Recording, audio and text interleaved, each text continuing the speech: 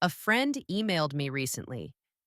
He started telling me about his collections: tools, engines, snowblowers, welding electrodes, math books, small scale Jeeps fasteners. The list just kept going, and I sat there thinking, why do men collect like this? Not just a few things. I'm talking basements that look like hardware stores, garages packed wall to wall, shelves organized like inventory systems. So I asked him, and the answers he gave me, they were short, almost dismissive. I like having what I need. I might use it someday. We didn't have much growing up. But those answers, they opened a door and I went down a rabbit hole.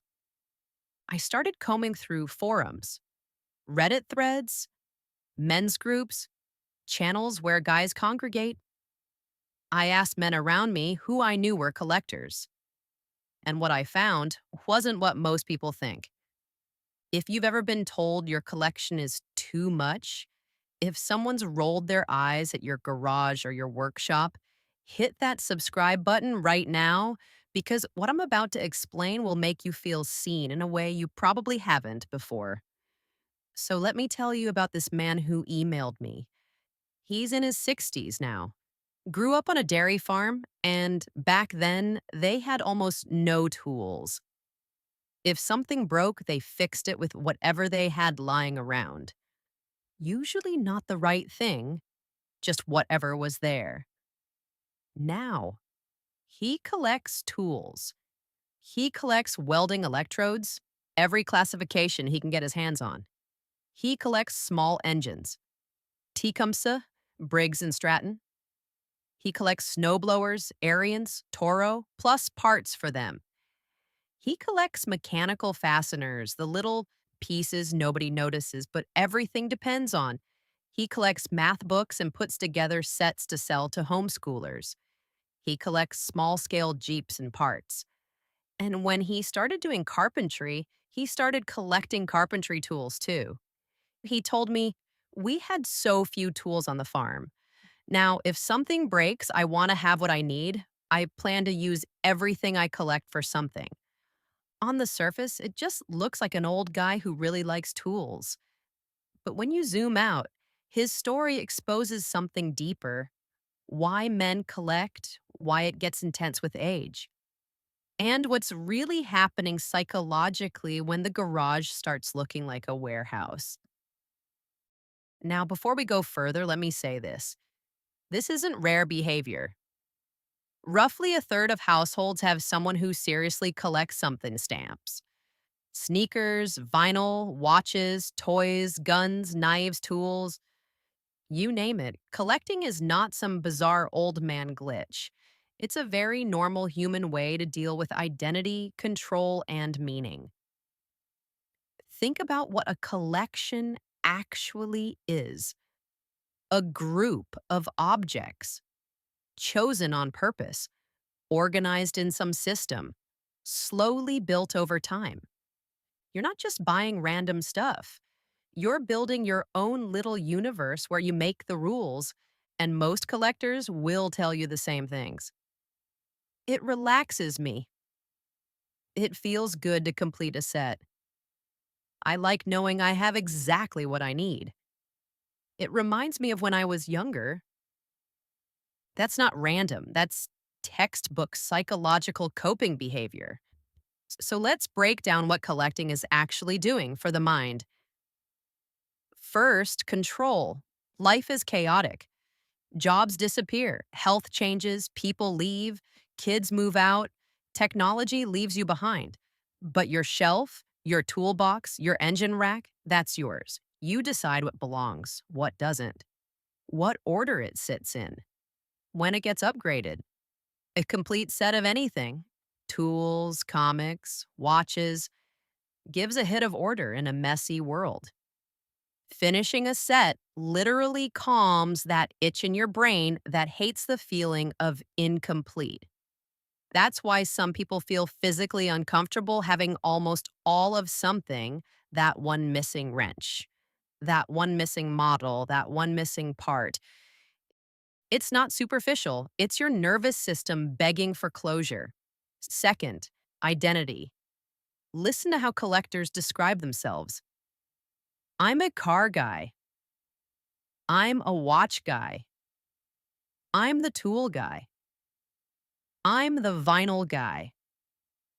It's not just I own tools, it's this is who I am. Collections are identity made physical.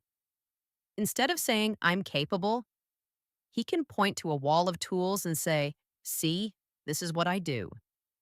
Instead of saying I know engines, he can point to rows of motors and manuals. That farmer I told you about, he's not collecting random junk. He's collecting competence, tools, fasteners, welding electrodes, manuals, engines. Everything on his list is connected to knowing how to fix things, how to build, how to solve problems. That's how he sees himself. The guy who knows how to make things work. Um, Third, nostalgia. Most older men don't collect futuristic stuff. They collect things from their youth. The model car they could never afford, the brand of tool their dad used, the game console they had as a teenager, the engines they worked on when they were young. Nostalgia isn't just memories. It's a psychological tool. Nostalgia boosts mood, increases sense of meaning, helps people deal with loneliness and change, ties their past self and present self together. So when a man in his 60s buys yet another old engine or another tool from back in the day, he's not just shopping. He's literally rebuilding a time and place where he felt strong, useful, and alive. Now tell me, what do you collect? And why does it matter to you? Drop it in the comments. I want to hear your stories. Now, here's the part that bothers some people, but it's just reality. On average, men are more interested in things, women are more interested in people. We're not talking about individuals. We're talking about averages across hundreds of thousands of people. Men gravitate toward mechanical stuff, technical stuff, systems, machines, objects. Women gravitate toward social stuff, communication, caregiving, people oriented roles. So if collecting is literally organizing and curating things long term, who's more likely to go all in on tools, cars, model trains, tech gadgets, and mechanical things? Obviously, men. Add on top, men are more likely to drop serious money on their hobby. Men are more likely to refuse to cut back on their collections, even when a partner complains.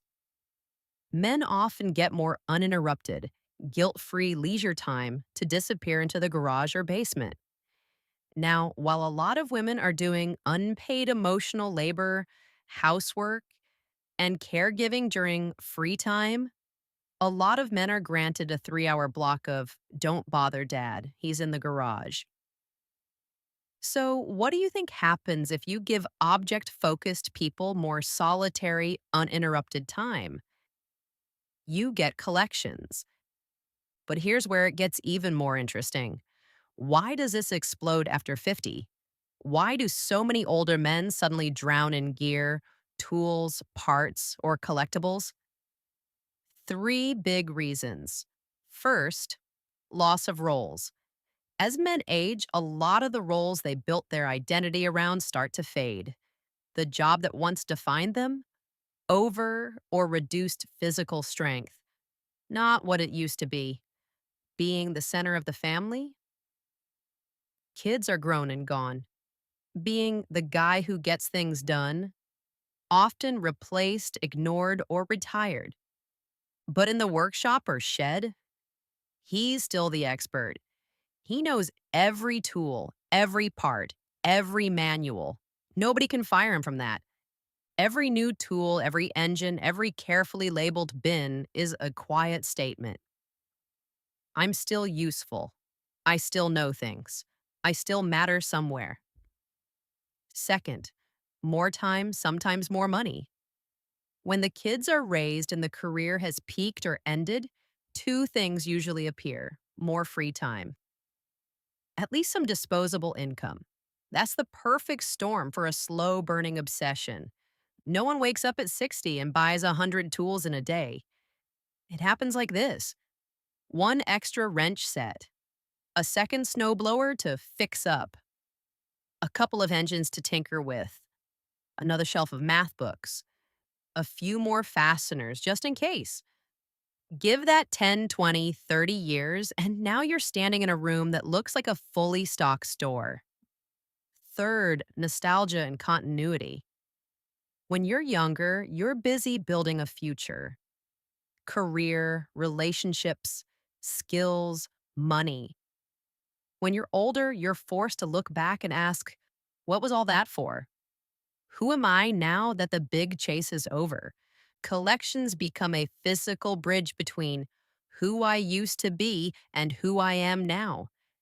That farmer turned collector isn't just a guy in his 60s with too many tools. He's that kid on a poor dairy farm who had nothing, merged with the older man who finally has enough. His collection says, I remember where I came from. I'm not that powerless kid anymore, and I refuse to become invisible now. Now, if you go through forums and threads where men talk about their collections, you see the same themes over and over. Let me translate them honestly. First, we had nothing growing up. You read this constantly. We couldn't afford decent tools when I was a kid. My dad had one cheap wrench set and we used it for everything. I grew up poor, now I don't want to be limited. That farmer I told you about literally said the same thing. They had so few tools on the farm, that scarcity stuck. Collecting now is payback not against a person, against that feeling of never having enough. Every new item is a little never again to his childhood. Second, they don't make them like this anymore. Men cling to old tools, old engines, old machines because they feel sturdier. They can be repaired. They carry memories. They have soul. Buying and restoring older gear isn't just about function, it's also a protest against a world where everything is cheap, plastic, and disposable. It's a way of saying things used to be built to last. I value that. I value myself the same way. Third, I use my collection. Ask a man with a wall of tools if he's a collector, and he'll often say, no, I just like to be prepared. I use all this stuff. I might need it one day. Even if he hasn't touched half of it in 10 years, from the outside, it may look like hoarding. From his perspective, it's a curated arsenal of capability. He doesn't see a pile of junk. He sees 1,000 future problems already solved before they happen. Fourth, comfort and ritual. A lot of men describe just being with their stuff.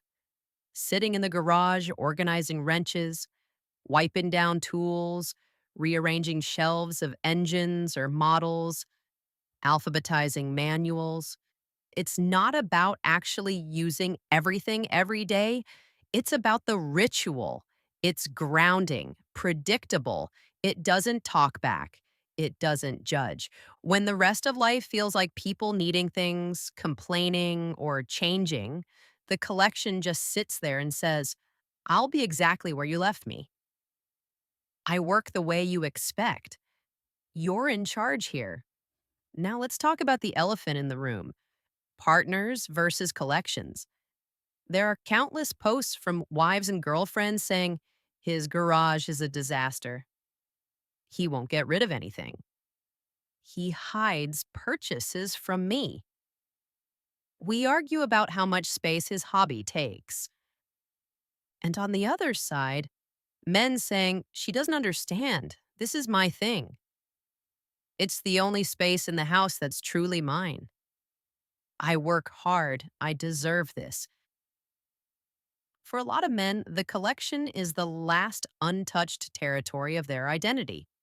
So when a partner says, you need to get rid of this, What he hears is, you need to get rid of a part of who you are. That's why the conflict feels so outsized. To her, it's clutter. To him, it's survival. Now, I need to say this. Not every collection is healthy. There's a line between collecting and hoarding. Collectors focus on a specific theme. They're selective about what they acquire. They usually keep things somewhat organized.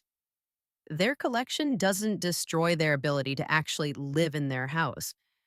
Hoarders keep nearly everything. They have trouble throwing anything away. Living spaces become unusable. There's distress, shame, or serious conflict attached. Older men can absolutely cross that line, especially when they're lonely, when they're grieving, when they've lost a big role, job, partner, social status, when the collection becomes their only real source of comfort. At that point, the stuff isn't just expression, it becomes a cage. So let me bring it back to that man in his 60s. The one with shelves of tools, boxes of welding rods, engines lined up, snow blowers in various states of repair, math books stacked high, small jeeps and fasteners everywhere. He grew up with almost nothing in terms of tools. Now he has more than he'll probably ever use. Is he just a stereotypical old guy with too much stuff? You could see it that way if you're shallow about it. But if you actually look deeper, here's what's really going on. He's compensating for childhood scarcity. We had so few tools, now I will never be stuck like that again. He's preserving his sense of self. I'm the guy who knows how to fix things. My collection proves it. He's managing change and aging. Every tool, engine, and manual is a reminder that he's still competent, still relevant, still useful, and he's building a legacy. When he's gone, someone will open that garage, see those engines, those tools, those books, and say, whoever lived here really knew their stuff. The tools are not random, they're his story laid out on shelves. So, why do older men collect stuff? Because at some point, life starts taking things away: jobs, strength, status, roles, people. Collecting is one of the few areas where they can still add. Add tools, add knowledge, add order, add pieces of their past, add physical proof that they were here and they did something. From the outside, it's just piles of objects. From the inside, it's this: I remember who I was. I know who I am, and I'm not ready to disappear yet. That's why older men collect stuff. Not because they're crazy, but because they're human, terrified of becoming irrelevant. And this is one of the quietest, most socially acceptable ways they fight back. Now, tell me, does this explain your collection? Does it help you understand yourself better? Or maybe it helps you understand the man in your life who collects. Drop your thoughts in the comments. I want to hear from you. And if this made you feel seen, if you've been dismissed or misunderstood for what you collect, hit that subscribe button. Share this with someone who needs to understand why you do what you do, because we're here for men who refuse to disappear every single week. I'm Avery Scott, and I'll see you on the next one.